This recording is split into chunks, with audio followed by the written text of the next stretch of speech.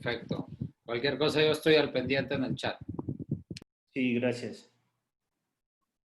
Hola a todos, bienvenidos a Cardioacademic, a este curso de imagen cardiovascular, liderado por el doctor Eric Alexanderson y la doctora Aloha Meave desde la Ciudad de México. El día de hoy tenemos a 3 importantes speakers del área, del tema, y se encuentra conmigo el doctor Roberto Cano. Su servidor labora en Monterrey, en el Hospital de Cardiología número 34, y soy coordinador de imagen cardíaca no invasiva de un hospital llamado Doctors Hospital, y actualmente estoy de vicepresidente de CICIAC.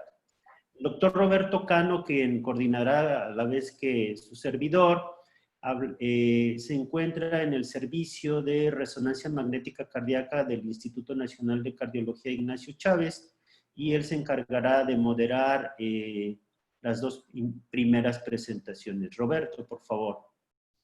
Muy bien, muchas gracias. Buenas tardes. Bueno, vamos a empezar las sesiones. Como primer ponente les presento al doctor Fernando Muth de Uruguay. El doctor es cardiólogo con especialidad de medicina nuclear e imagen cardiovascular, y actualmente, bueno, labora en el servicio de medicina nuclear del Hospital Italiano. Y vamos a empezar con el tema de evaluación simultánea de función ventricular y perfusión. Muchas gracias, doctor. Muy bien, muchas gracias a los anfitriones y a Aloha y Eric por invitarme. Vamos a tocar un tema interesante desde el punto de vista imagenológico en cardiología. Dependiendo del público asistente puede resultar un poco básico, pero repasaremos algo de los fundamentos de este método del cual disponemos en medicina nuclear y con el cual ya tenemos mucha experiencia a lo largo de los años y se ha demostrado de gran valor en la clínica. Para entender los fundamentos básicos de los estudios de perfusión y función ventricular, tenemos que entender el problema. El problema ya es harto conocido en la comunidad médica y científica y de la salud pública. Sabemos que la enfermedad arteriosclerótica es la principal causa mundial de mortalidad en ambos sexos. En todos los países es la número 1 hoy en día, a pesar de la pandemia que estamos sufriendo. Fíjense que, por ejemplo, en Uruguay, el COVID-19, si bien la estamos llevando bien, pero la epidemia está causando una muerte cada 3 días en promedio durante los últimos 2 meses, mientras que mueren 20 personas por día en forma sostenida de infarto agudo de miocardio, para tener idea de la magnitud relativa del problema. Por supuesto que la enfermedad de fondo es la arteriosclerosis, pero es una cadena de condiciones patológicas. Cuando esta enfermedad afecta las coronarias, tenemos la enfermedad coronaria que desemboca en la cardiopatía isquémica. Entonces, ¿cuál es la razón de un test no invasivo en cardiopatía isquémica? Fundamentalmente, tiene un valor en prevención, diagnóstico y tratamiento. Fíjense que el diagnóstico, ¿qué es lo que buscamos? Saber si el paciente tiene enfermedad, o sea que necesitamos un método que sea altamente predictivo de la existencia de cardiopatía isquémica, lo cual nos puede llevar, dependiendo si encontramos el test positivo o negativo, podemos recurrir a métodos o a estrategias de prevención primaria o de secundaria. Pero básicamente esta etapa se centra en la decisión o no de establecer un tratamiento. Mientras que la otra gran rama, que es la que está teniendo cada vez más importancia en el área de la imagenología cardiovascular, es el pronóstico de la enfermedad. O sea, una vez que tenemos evidencia de su existencia, debemos saber qué tan severa es, y eso a través de la predicción de riesgo de muerte, de infarto de miocardio, de eventos cardiovasculares en general. Y eso nos lleva a estrategias entonces de prevención secundaria o terciaria, pero básicamente lo que nos ayuda es a seleccionar el tratamiento apropiado. Como se sabe, la cascada isquémica involucra varios escalones. Estos escalones comienzan una vez establecida la placa arteriosclerótica en la arteria, comienza a tener efectos sobre la perfusión. Luego, esta alteración de la perfusión induce como primer evento fisiopatológico funcional en la mecánica cardíaca una disfunción diastólica regional, seguida por una disfunción sistólica. Más tarde aparecen los cambios electrocardiográficos y después los episodios clínicos. Más o menos es la evolución habitual, aunque por supuesto pueden intrincarse diferentes escalones de esta cascada a lo largo de su evolución. Y todo eso a medida que la placa avanza y obstruye progresivamente la luz arterial con un desbalance entre la demanda de oxígeno y la oferta de sangre a través del árbol coronario. Como ven, aquí están ilustrados los métodos más idóneos para detectar cada una de las etapas de esta cascada. Y ven cómo en la base de la misma se encuentra la medicina nuclear, ya que puede detectar precozmente alteraciones de la perfusión. Es el punto inicial de este desorden. La ecocardiografía y otros métodos como la resonancia magnética pueden evaluar muy bien las siguientes etapas referidas a la disfunción ventricular, y como veremos la medicina nuclear también tiene lugar aquí, y los métodos más sencillos, más económicos, más disponibles, lamentablemente solo son capaces de detectar alteraciones ya muy avanzadas en esta evolución fisiopatológica. Es importante saber que el método que nosotros seleccionemos lo tenemos que adaptar a básicamente la probabilidad pretest.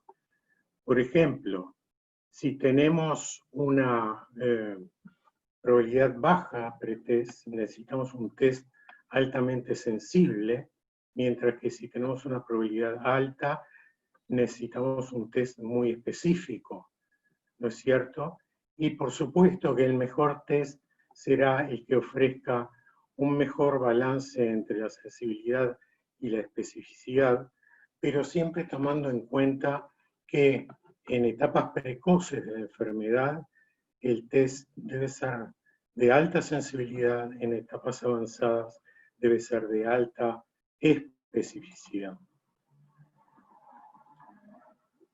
Hay un tema interesante que se ha desarrollado en los últimos años, que es el cálculo de la fracción de reserva de flujo, o FFR, Fractional Flow Reserve en inglés, y es nada menos que la evaluación por métodos invasivos mayormente, aunque ahora también a través de la angiotomografía es posible abordarlo, y en cierto modo el PET, que es la relación de presión en el árbol coronario, en la arteria coronaria, entre el sector, la porción distal a la estenosis y la porción proximal. Esto se hace de una manera invasiva mayormente en el curso de un cateterismo y tiene un valor pronóstico muy importante, superior a los cambios anatómicos que se pueden registrar en la propia arteria.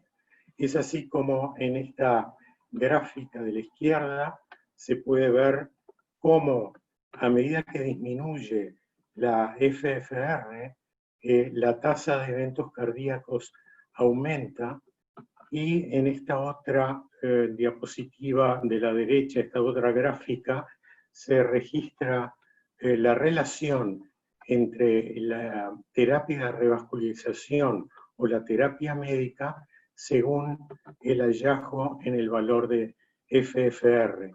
Y se ve como cuando la FFR es elevada, es mejor tratar al paciente desde el punto de vista médico, mientras que cuando la FFR está alterada, la revascularización coronaria obtiene mejores resultados que el tratamiento conservador.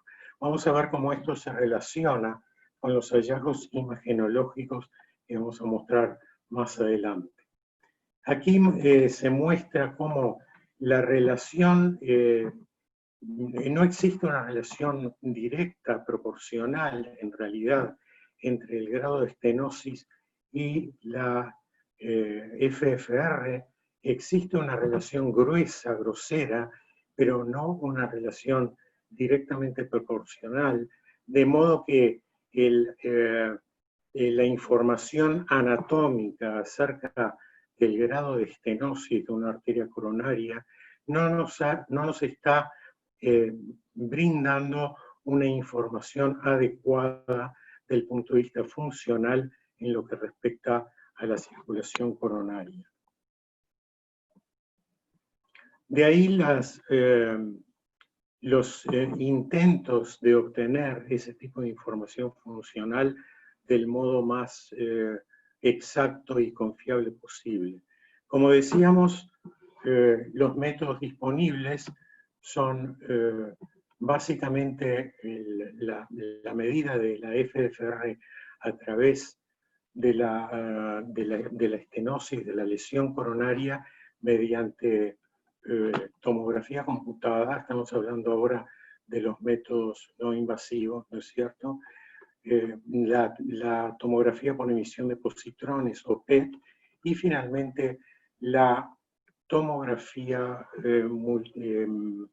computarizada de fotón único o SPECT, o la medicina nuclear convencional, que si se quiere es el método menos exacto, pero la información que podemos disponer a través de este método tiene una relación directa con la FFR, si bien no la refleja fielmente, pero es un método ampliamente disponible y más económico que los métodos anteriormente mencionados, que son más sofisticados y menos disponibles.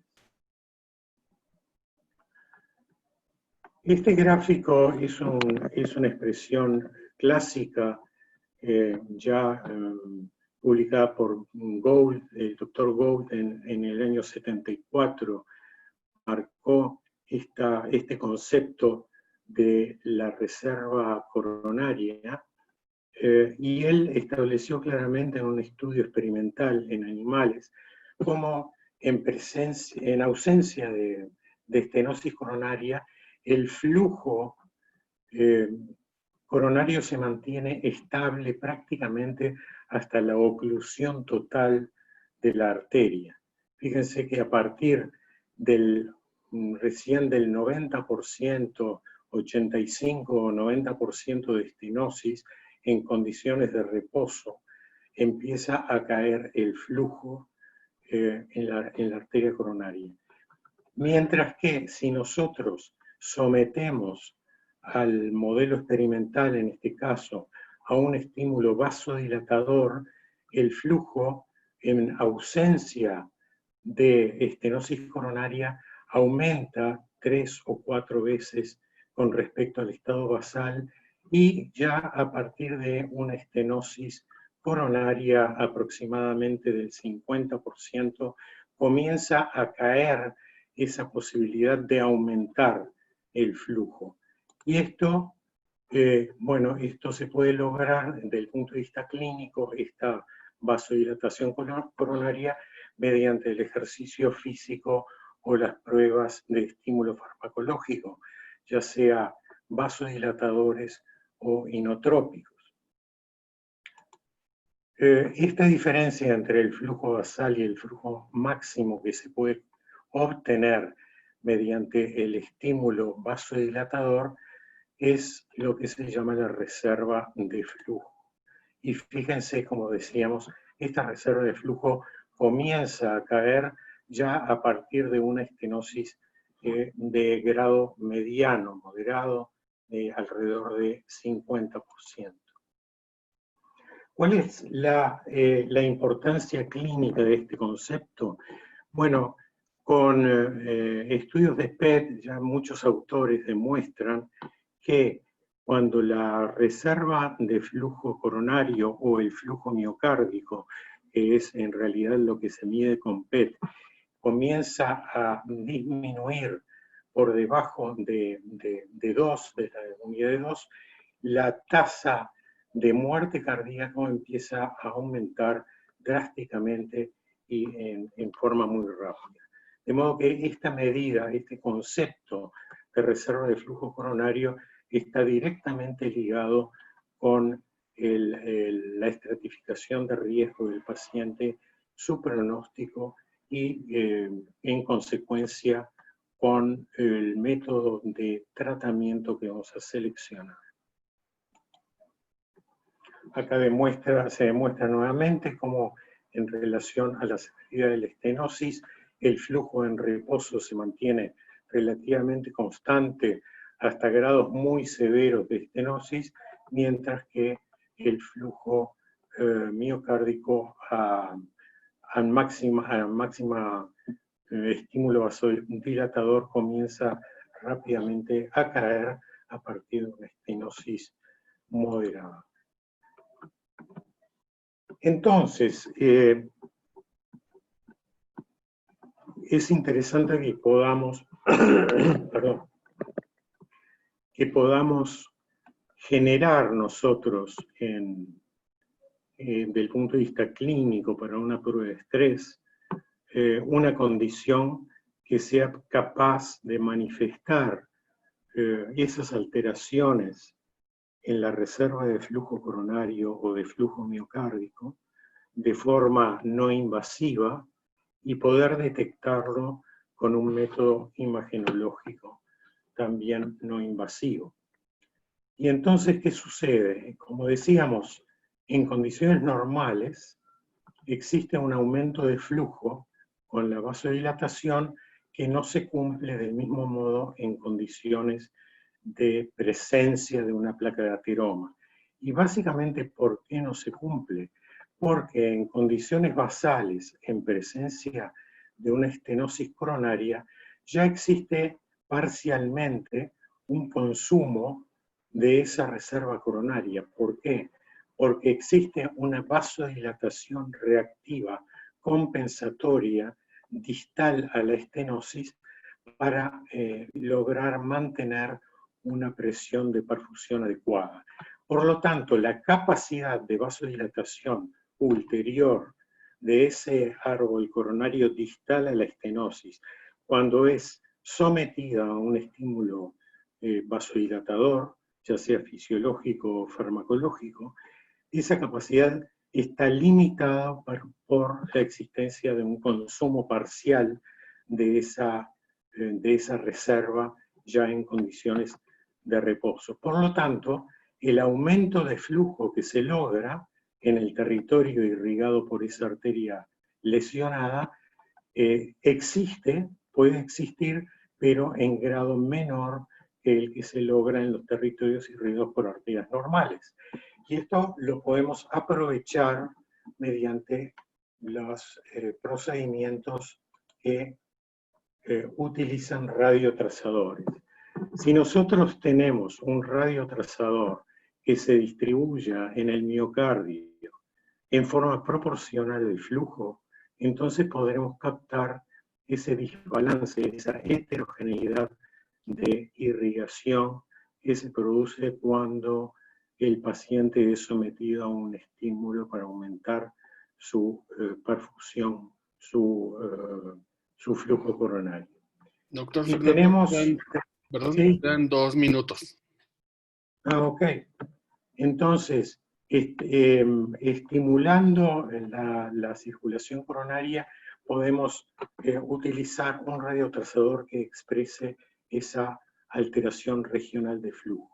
Eso lo podemos lograr con estímulos, como decía, fisiológico o farmacológico, y es así como se logra una imagen que refleja la presencia de esa estenosis a través de la heterogeneidad de flujo. Estas son las clásicas imágenes de perfusión miocárdica que demuestran no una real disminución absoluta de flujo en los distintos sectores, sino una disminución relativa que se expresa en la imagen.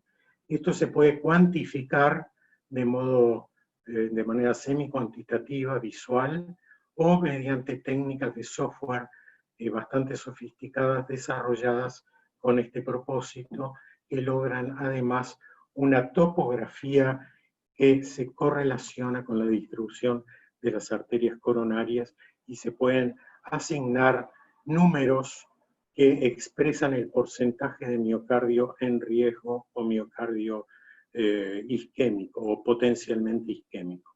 Se ha demostrado que más o menos en el corte de un 10-12% de miocardio isquémico es lo que demuestra un mejor resultado de la revascularización coronaria frente al tratamiento médico, y esto está en consonancia con lo que veíamos hoy respecto a la FFR, con un corte óptimo por encima del cual es mejor el tratamiento médico y por debajo del cual el tratamiento farmacológico.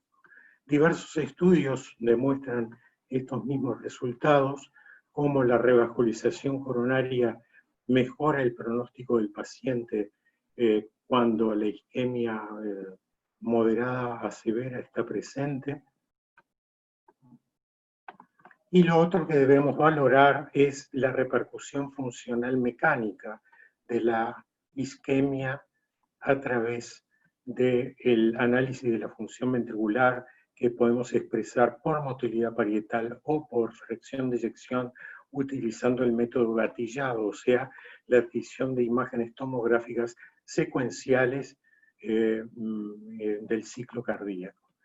Mediante algoritmos también automáticos se puede ahora medir la fracción de eyección y evaluar la motilidad parietal, y así tenemos un estudio simultáneo de perfusión y función ventricular de gran valor en la práctica.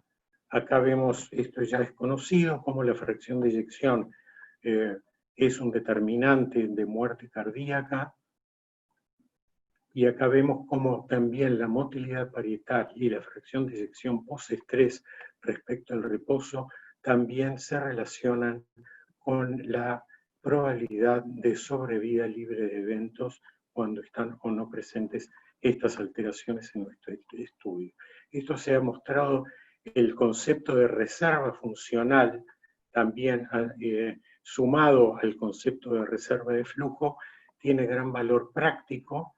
Esto se ha demostrado también con estudios gatillados con PET, cómo la reserva funcional alterada se relaciona con mayor tasa de eventos anuales. Esta es una forma, esto lo vamos a saltear en función del tiempo.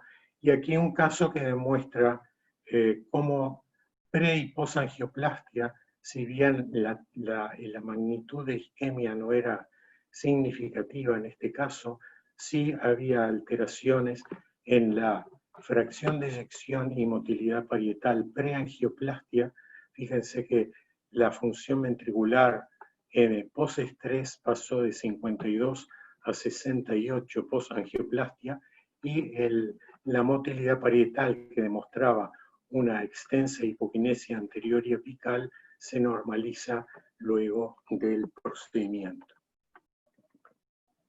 Otro parámetro es la dilatación transitoria del ventrículo, que puede aparecer incluso en ausencia de defectos sectoriales de la perfusión. Por ejemplo, cuando hay enfermedad de tres vasos con isquemia balanceada, la podemos detectar a través de este parámetro. Y fíjense cómo la dilatación transitoria, aún con perfusión normal, se relaciona con eventos cardíacos, con mayor tasa de eventos cardíacos. El análisis de fase, que refleja con mucho detalle las alteraciones de la motilidad, ya fue analizado el martes por nuestro colega, el doctor Camilletti, de Argentina.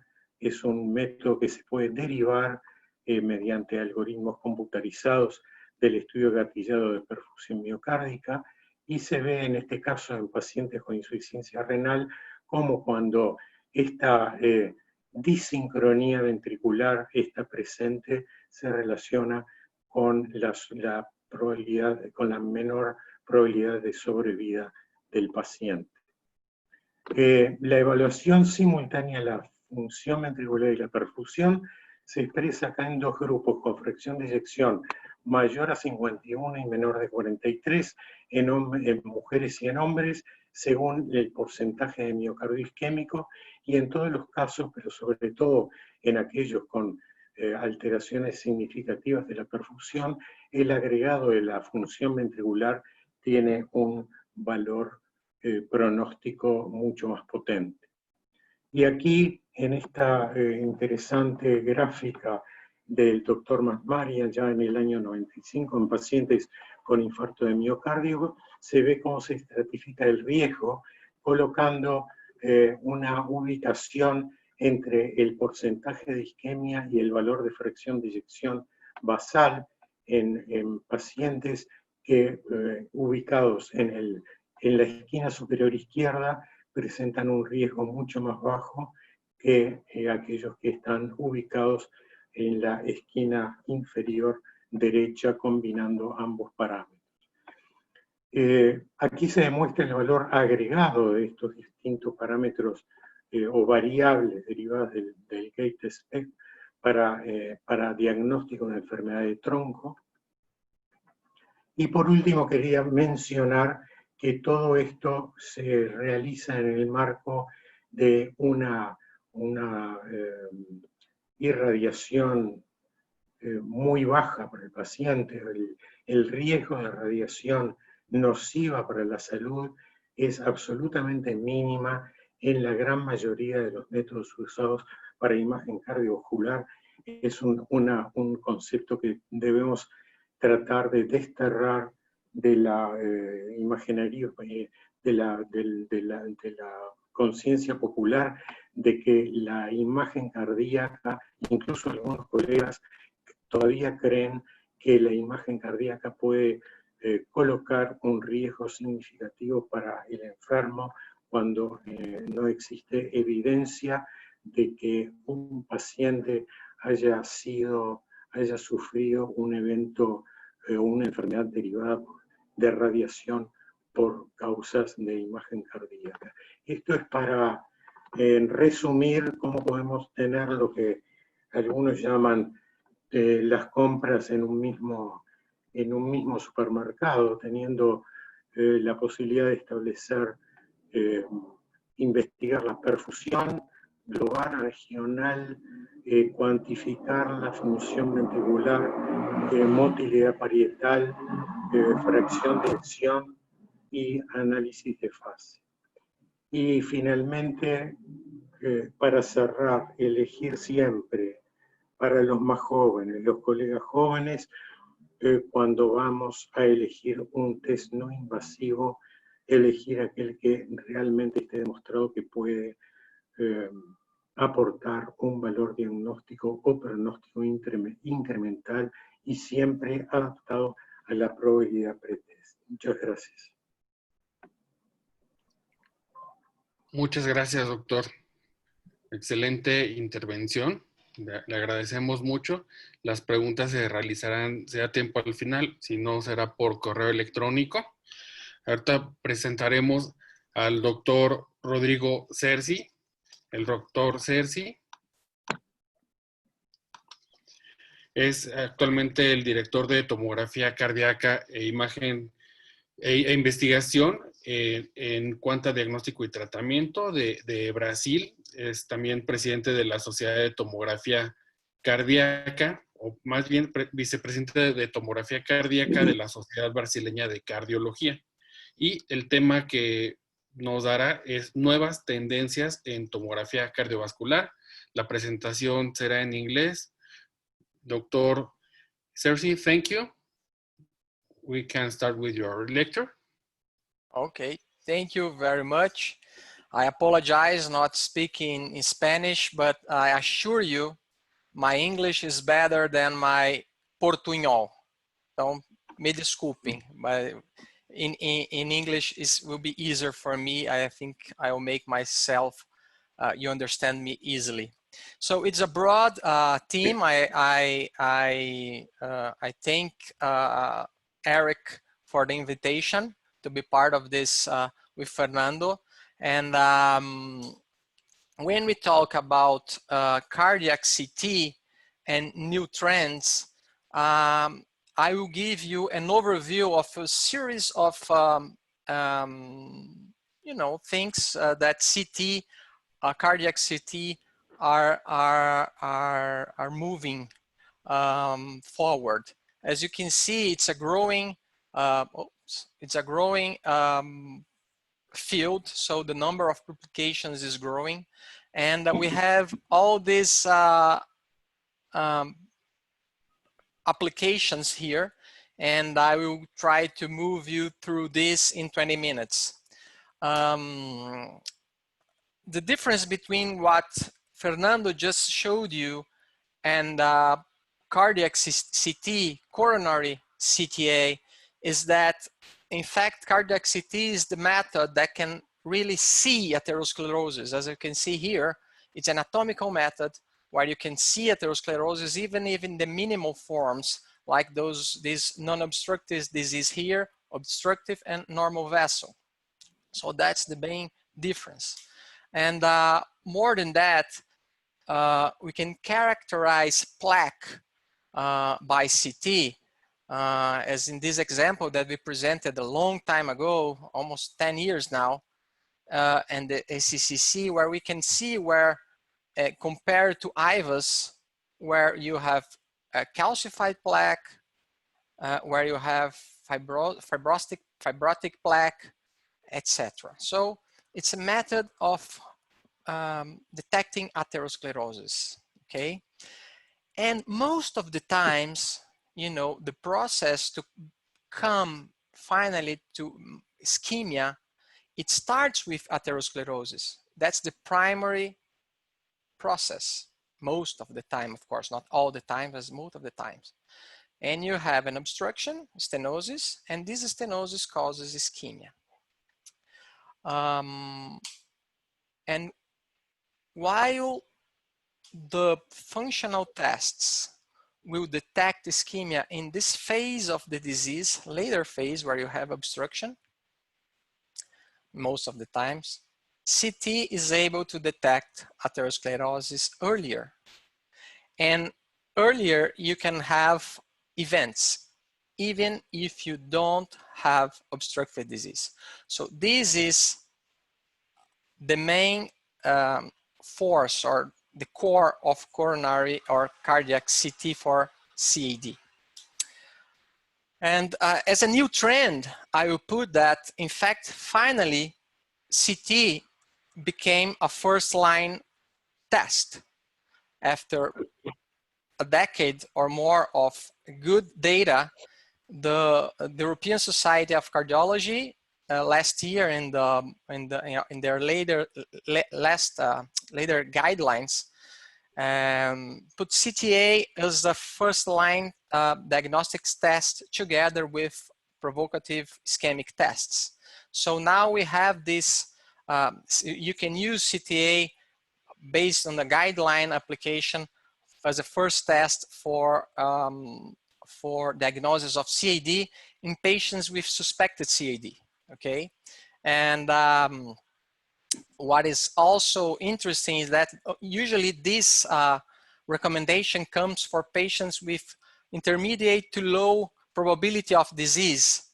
And when we look at the new pre-test probability of coronary disease table here, derived from the Diamond Forest, etc., but updated to the 21st century, we can see that most of the patients have intermediate to low pretest probability. Even the patients that we thought have a high probability, like a patient more than 70 years old, male with typical angina, have only 50% chances of really having obstructive heart disease.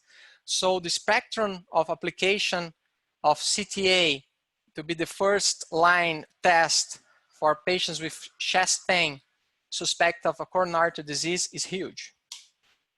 This is already a reality in the UK for a long time, when you cannot exclude, this is from their guidelines, when you cannot exclude the origin of the chest pain by the history, clinical examination, AEKG, the first line test for them is CT. And to try to understand why we do, most of the people of our generation, and we are still doing functional tests first, is not just because it's better or not, it's because it's how history of the CAD investigation came.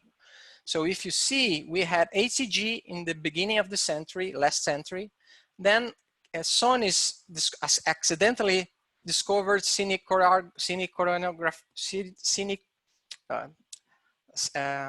invasive coronary arteriography. And so it was an invasive way to detect CAD. And then Bruce, Elstad started doing non-invasive tests to try to detect CAD. And here comes the functional tests. And they come later, they are very good and they detect CAD, they have prognostic value, everything. But we didn't have another anatomic non-invasive test until CTA comes by. So in my head, I think it's very reasonable to think that in patients that you don't know if they have CAD, you can use an anatomical test like CTA to detect CAD. And if you have any doubt if that atherosclerosis is causing ischemia, then you test for ischemia with a functional test. And that's the way things apparently are moving forward. Another role, it just become a reality now after the ischemia trial. Ischemia trial was just published in the New England Journal of Medicine. It's a very important study. I think everybody heard about it. It randomized patients with moderate to severe ischemia to conservative treatment or revascularization. And in this trial, CT was used to exclude patients with left main disease or with non-obstructive CAD. And you can see that even in patients with moderate to severe ischemia, 14% of these patients didn't have obstructive disease and 5% have left main disease. So you can use the anatomical data to support conservative management, and this data came from the ischemia trial. So you can use it after a functional test, even in patients that would go directly to cath as we know it. But CT does more than only CAD or atherosclerosis imaging. And probably this is the structural imaging is where it has raised more applications in the past few years. So since pre-TAVR application to select the sizing and of the prosthesis and the access, vascular access, everything. So many new applications for post-TAVR to detect complications that we will see probably more and more, because this is getting more, TAVR is getting more and more used worldwide. Even using CT data to make a 3D print of the aortic root and select the appropriate prosthesis based on that. So this is how a very specific care for patients, and this can CT can help. Every other procedure, catheter procedure, relies on CT information for planning. Now, for mitral valve replacement, transcutaneous mitral valve replacement, you can select the size of the prosthesis also. Even tricuspid valve replacement, anatomy of the left atrial appendage for closure, percutaneous closure. So all this planning is done with CT. In electrophysiology, it's already used, and most of you may have heard about using pulmonary vein anatomical evaluation planning for ablation, for atrial fibrillation ablation. They use this to detect abnormal pulmonary veins, and also to make the procedure faster. As they can see and plan ahead of time on where they will do the ablation. It's been more and more used also to map, to do an epicardial mapping, integrating the imaging for even VT or extrasystolic beats ablation. So detecting scars and correlating with the anatomy, coronary anatomy, avoiding complications during the procedure. Another applications we have, and it's raised importance now with the COVID pandemic, is the detection of left atrial appendix thrombus, as you can see here, because since usually what we use here is echo, right? Transesophageal echo, but echocardiogram. But since it's a procedure that you have more risk to contaminate with COVID, we have been receiving some cases that need to be cardioverted to do CT. Okay, we can detect thrombus pretty accurately. Other things CT does, and it's moving fast. CT perfusion. So although we are mainly anatomic test, and this is the most differentiation we have with CT compared to functional testings, we can also do detect perfusion defects by CT. And I'm just citing here something that is new, is that there are some data now, even comparing to PET, in detection of myocardial blood flow with the dynamic CT perfusion. And as you can see, the correlation looks pretty good. When we look at this Blanc-Altman plot here, see that the difference is very small. So of course, this is still evolving. This is not clinical application yet, but since this is a new trend talk, I would like to show you that in this field also it's moving. Now I'll go a little bit faster to be in time, but there are applications now trying to detect strain with CT. And apparently it works. In primary prevention, the old calcium score for asymptomatic patients for risk stratification. Apparently now this paper just published in Circulation from the MESA cohort showing that calcium score can help us select those patients in primary prevention that would benefit from aspirin. So when you have a calcium score above 100, apparently the number of patients needed to treat are far lower than the needed to harm. So it would be a safe place to prescribe aspirin for patients in primary prevention. And finally, I think one who is looking forward on CT, they have to look into machine learning applications. From FFR CT doing offsite, which means you take your data, send to someone and the heart flow in the US and then give you an FFR number, or on-site, apparently data derived from machine learning improves your accuracy in detecting functional stenosis based only on image. This is, for some of us, difficult to understand, but this is where it's going. Plaque analysis. Not only plaque analysis is becoming an outcome in clinical trials for diabetes, for transplant patients, total plaque volume, but again here, machine learning derived models is the best, give us the best fit for prognosis, even if you collect all the data you can see mainly from CTA. So machine learning is coming for all those applications.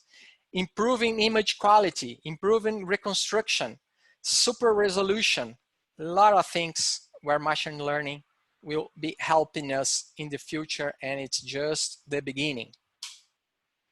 And finally, on CT scanner technology, we have, I think, two major aspects here is the ultra high resolution CT, where you have smaller detectors, and it will help us to detect where CT has most of the problems.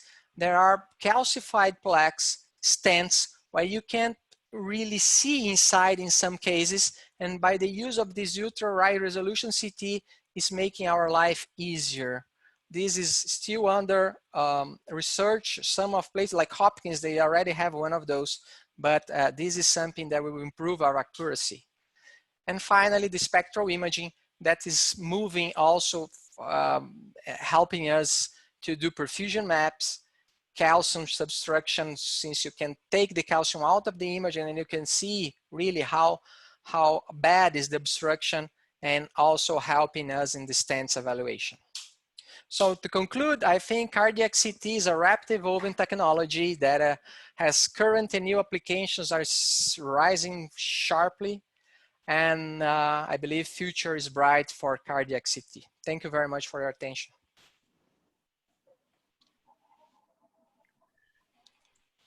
Muchísimas gracias.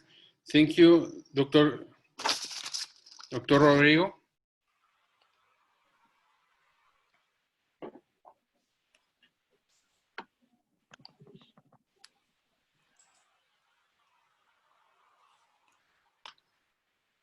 Ahorita las preguntas las realizaremos al final. En caso que no dé tiempo, se envían al correo de Cardioacademic y le haremos llegar las preguntas a los ponentes para que así sea la respuesta.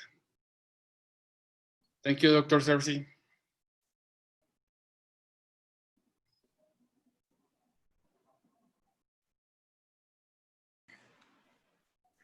A continuación, la doctora Karima Adeitia de la Universidad de Chicago nos va a hablar sobre la transiluminación, sobre esta tecnología llamada TrueView y que tiene indicaciones en delimitar bordes, delimitar masas, delimitar estructuras y un sinfín de utilidad en la actualidad, y que son imágenes muy preciosas, como veremos, y que ellos trabajan en el grupo del doctor Roberto Lang en Chicago. Karima, Good afternoon, ladies and gentlemen. Thanks for sharing your time with us. You can continue with your presentation. All right. Can you hear me? Yes. All right. So good afternoon, ladies and gentlemen. So I will also be giving my talk in English. So let's start here with a case. So this is an 85-year-old man with shortness of breath on exertion and an episode of heart failure who was diagnosed with significant mitral regurgitation on transthoracic echo. And he's now being sent for transesophageal echocardiography for MitraClip evaluation at your echo lab. So we start off with the usual conventional 2D imaging, and you can appreciate here that there's no real prolapse, there's no flail of the mitral leaflets. Annulus doesn't look particularly big, and neither does the LV cavity. So what is causing this patient's mitral regurgitation? Moving on to the color Doppler images, you can see that there is significant mitral regurgitation. Seems to be coming from the A2P2 region. However, there's also jets in the back when you look at this mid-esophageal 4-chamber view. And when you take a little closer look, this being here the long axis view, you can appreciate that there's more to the jet than just at the level of A2P2. Here you can also appreciate the splaying of the jet of mitral regurgitation towards the back. So we all know that the matrix array TEE probe was introduced only in 2007. So it's only been with us for less than 15 years. And with it, we've been able to do 3D echocardiography with 3D imaging of the mitral valve. And this is one of the first mitral valves that was actually imaged with this probe in our echo lab. So when we do 3D imaging of the mitral valve in this 85-year-old man, you can see this is looking at the mitral valve from the left atrial perspective. This is looking at the mitral valve from the left ventricular perspective. And you can appreciate anterior leaflet is up here, posterior leaflet down here. You can see P1, P2, P3. So typically posterior leaflet has scallops. And you can see this long defect in the anterior leaflet, which extends right up to the annulus. You can even appreciate that defect from the ventricular perspective.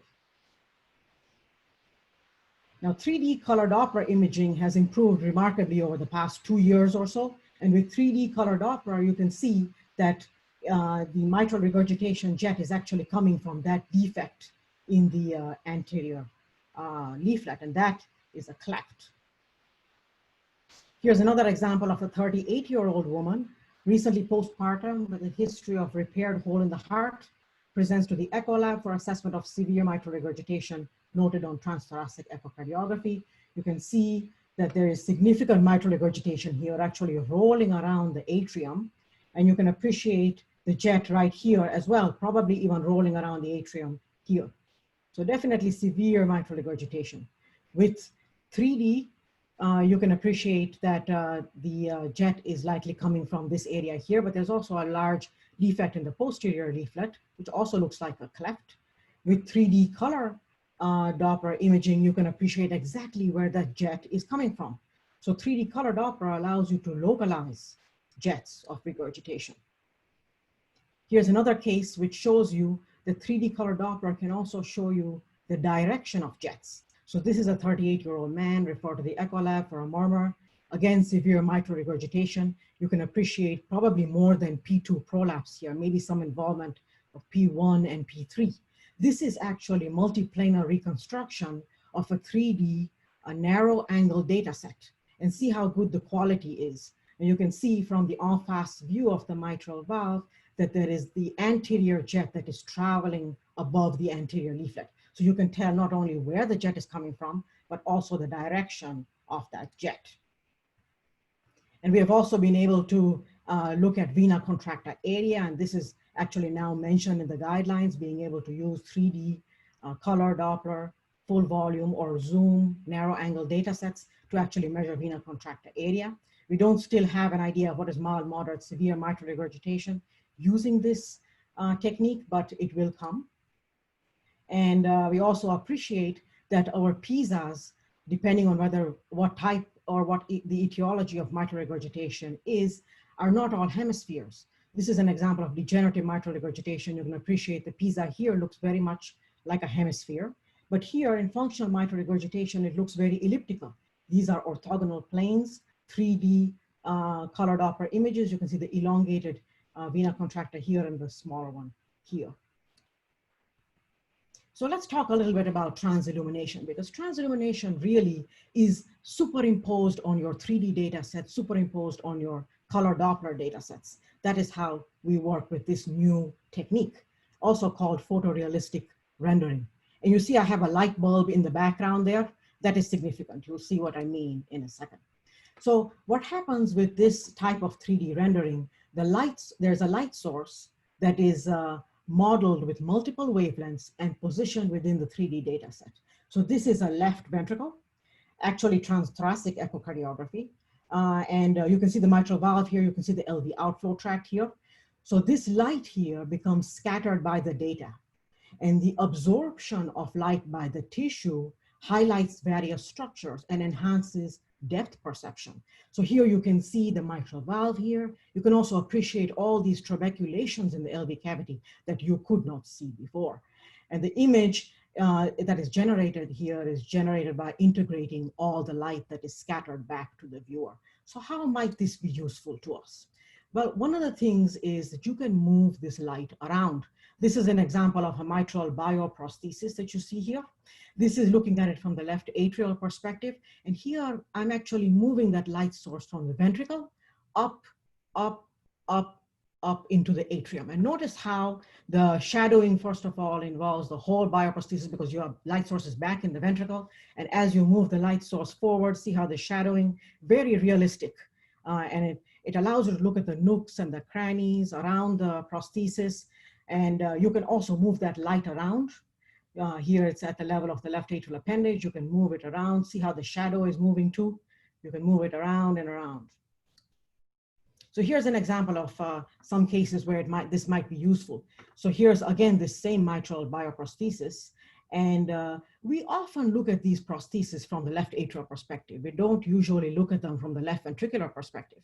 Sometimes they can look as good as this, but if you add the light source, you can pick up some of these shadows that you cannot otherwise pick up. So you can appreciate this patient actually had stenosis of the bioprosthetic valve and was coming in for valve-in-valve at our institution.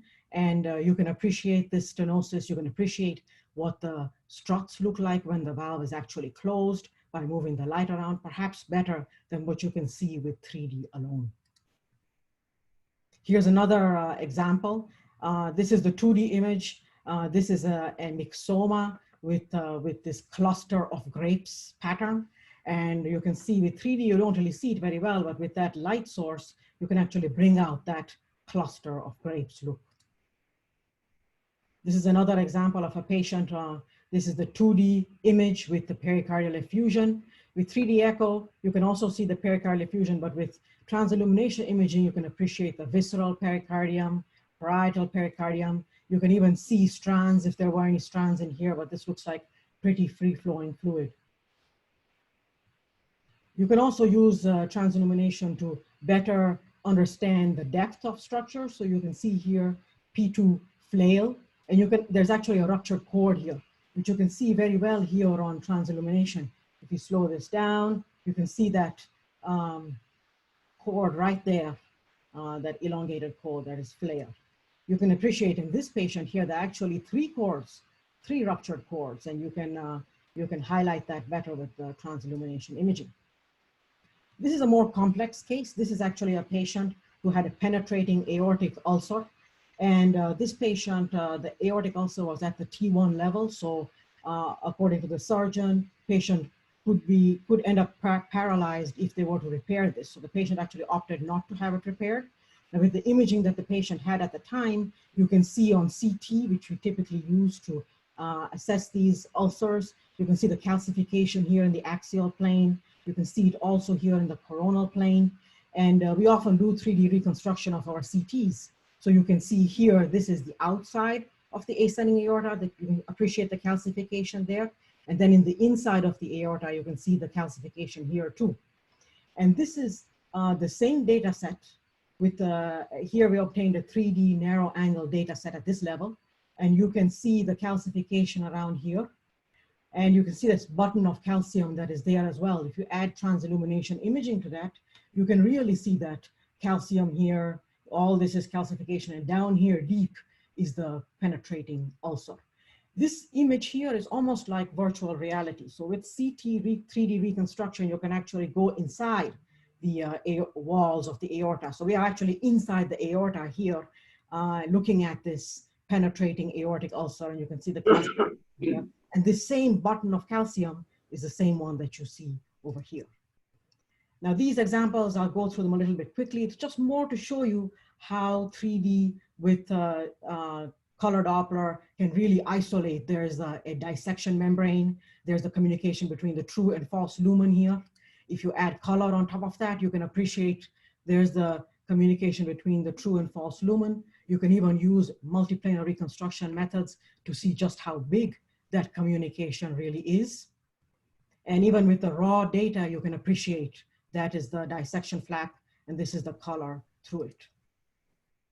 This is an example of a patient with functional mitral regurgitation, and I'm going to show you something a little bit different here because we talked about transillumination. Now we're going to talk about tissue transparency, which is something that has only come out very recently, months ago. So and we're going to try it in this patient. So this is looking at the mitral valve from the left atrial perspective. This is from the left ventricular perspective. And using transillumination, which you've seen now, you can appreciate that you can bring out those orifices very well with the light source as well, right? You can appreciate that malcoaptation even better here with the transillumination imaging than you could with the 3D. And then you can also do use what is called tissue transparency techniques to vary the transparency of the tissue. You can even make it completely transparent.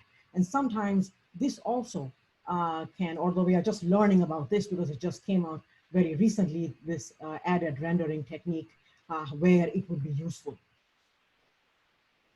One way in which it was useful for us is this is a elderly gentleman who had severe mitral regurgitation with symptoms, and his TEE was quite difficult.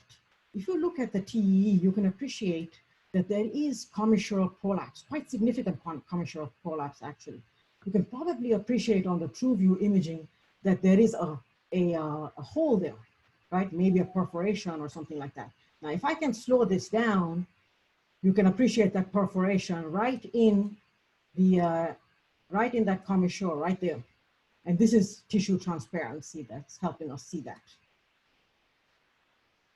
And when you actually add color to tissue transparency, which is something that you can also do, this is also very new, you can appreciate that the color jet is coming from that area of perforation in the commissure. Now, tissue transparency might also help us look at the left atrial appendage. This is an example of a 3D narrow angle data set. Don't see the morphology of the left atrial appendage very well when you look at this. Here, this is transillumination. You can appreciate some of the pectinate muscles. And then transillumination with transparency, you can appreciate more the borders, the border delineation. And if you wanted to, you can, at 90 degrees or even 135 degrees in the mid-esophageal in the mid-esophageal view, you can acquire a 3D data set, use transillumination and tissue transparency to obtain morphology information about these appendages. There's a windsock, there's a chicken wing, there's the broccoli, and there's the cactus. And not only that, you can also look at these appendages from the outside. So this is actually a 3D chicken wing appendage, looking at it from the outside. This is the inside of the appendage that we usually image because we are imaging a 2D plane, right? And here you can see also the appendage from the outside. So this is, again, to highlight the point that the transillumination helps you differentiate and highlight those orifices. This is a patient with paravalvular leak. You can see that there are probably 2 orifices on color Doppler imaging. Perhaps you can appreciate it with 3D, but with transillumination, you can see 2 orifices if you watch very carefully. And in fact, here, 3D color Doppler really helped us see these 2 orifices, which then the interventionalist went and put in a wire and put in a plug. As you can see, the first one, paravalvular leak, is plugged. And then there's still a residual leak there. That was the second leak. And they went on to put a second plug in. And after that second plug was put in, Now the leak is completely resolved. And this is 3D color Doppler showing no leak in the previous zone of where the paravalvular leak was. Finally, I'll show you this case of a 21-year-old man. Now remember, I live in Chicago, and we have a trauma center, and a lot of patients come in with trauma. So this is a 21-year-old man who came with a stab wound to the chest. So he went to the trauma emergency room. A focused ultrasound was done there in the emergency room, which showed pericardial effusion. So he was taken directly to the OR, and they found RV free wall rupture, and they repaired that, and they took out the hematoma in the pericardial sac. They sent the patient to the floor, and then they did an echocardiogram. And actually, that was the echocardiogram on the top views, but I'll show it to you here.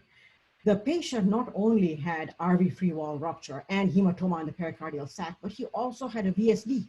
You can see that here. There, a traumatic VSD resulting from that stab wound, which was missed because of the focused ultrasound that was done in the emergency room. So because this patient just had a recent sternotomy, he was taken instead to the cath lab to have this fixed. And this is just showing you 3D multiplanar reconstruction with the, this traumatic VSD here. Now with transillumination imaging, you can appreciate, remember, it helps you look at these orifices. This is not one of those VSDs that are post-MI with the ragged edges that we usually see. You can see the very clean edges of this VSD because of the stab wound. You can also appreciate with tissue transparency and 3D color Doppler imaging, the force of that color jet on the right ventricle. And the patient went and had this VSD plugged. So in summary, these tools that I mentioned to you, they are all supplementary to each other. Like they are have added value on top of each other. And they, the transillumination and tissue transparency techniques allow you better visualization of origin and direction of color Doppler jets. So that is the 3D color Doppler data sets. Possibility for 3D PISA and vena contracta area measurements, improved visualization of orifices, improved border delineation, and enhancement of details with improved depth perception. And with that, I will end.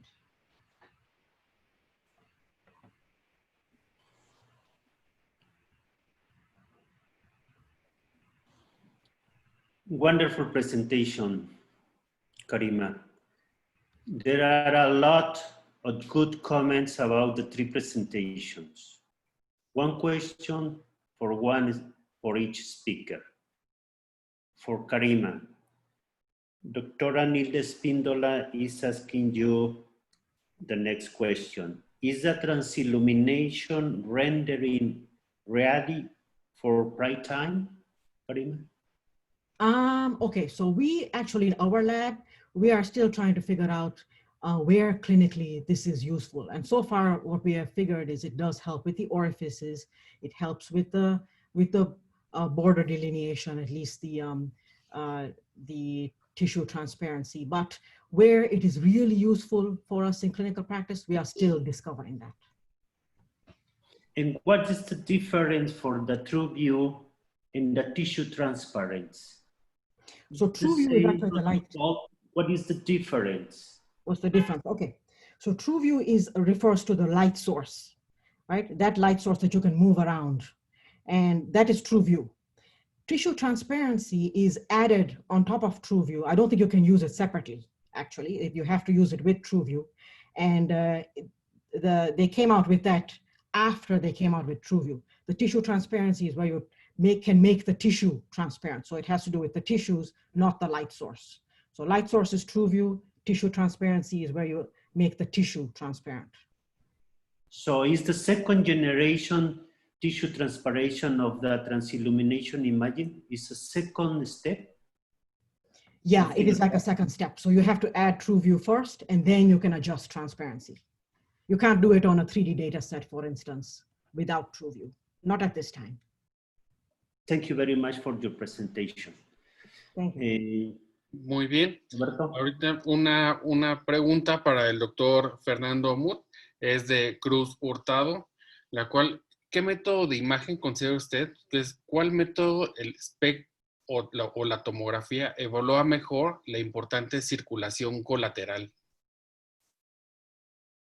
Bueno, un saludo para mi amigo Carlos, que está en Lima, supongo. En realidad, evaluar la circulación colateral obviamente es un concepto anatómico, ¿verdad? La existencia de circulación colateral o no. Pero lo que sí podemos evaluar mediante SPECT es el resultado o la eficacia de la circulación colateral. Tenemos, bueno, yo en uno de los casos que de haber tenido más tiempo hubiera presentado, cómo podemos ver perfusiones normales en pacientes con estenosis muy severas, simplemente porque existe circulación colateral. O sea, vemos el resultado funcional de esa circulación. Perfecto. Muy bien, para Rodrigo. Rodrigo, where are you? Can you hear us? Rodrigo? Yes, I'm here. Yeah. I can hear you. We enjoy very much your presentation about the work of the CT in the patients for structural interventionism. So, do you think that transesophageal echo is going to disappear because we use it in the cath lab for the procedure? But with this imagine in the pre-evaluation of the patient before go to interventionism, the cath lab, the CT is very useful. Do you think this kind of technology it will be better than or more usefully for use side by side the transesophageal echo? Do you know what I mean? Yes, I understand, but I don't think so. I think CT is for planning. It's very good for planning. And the better you plan, the better your results. But transesophageal echo during the procedure, it's great. Yeah. You know, it's portable. You cannot take the patient from the cath lab and go to the CT and say, oh, what's going on? So it's online, right? So I think this field for transesophageal echo, I don't see CT coming into the procedure thing. But for planning, yes. But as I just see now from Adelia's presentation, how echo is also improving in 3D and all that. And maybe at one point, maybe echo will be doing this planning better, and maybe patients will need less CT for planning and more echo. Well, we don't know. Now what we have now in practice is that CT has been used because all this 3D planning, using 3D printing, very precise measurements. But the future, who knows? So your final message is that CT it is for just planning the procedure, right? This Planning, is your final message. yes, planning, and sometimes when echo is in doubt of complications, CT also can help. But the first line for complications is echo, and then if there sometimes we can help by CT. Yeah, I agree with you. Thank you very much. Thank you very much, all the three speakers. Muchas gracias a todos. Hubo muy buenos comentarios acerca de la presentación del día de hoy. Muchas gracias al doctor Roberto Cano. Y Roberto, ¿quieres decir algo antes de pasarle la imagen al doctor Eric Alexanderson y Aloha para que despidan la transmisión? Muy amables, hasta luego. No, muchas gracias. Estuvieron excelentes las sesiones. Agradecemos mucho, aprendemos todos acerca de esto y sí, efectivamente hubo muchos comentarios y recalcar que si hay alguna otra pregunta se puede realizar a través de Cardio Academic y se le podrá hacer llegar a los ponentes. Muchas gracias. Adelante, doctor Alexanderson.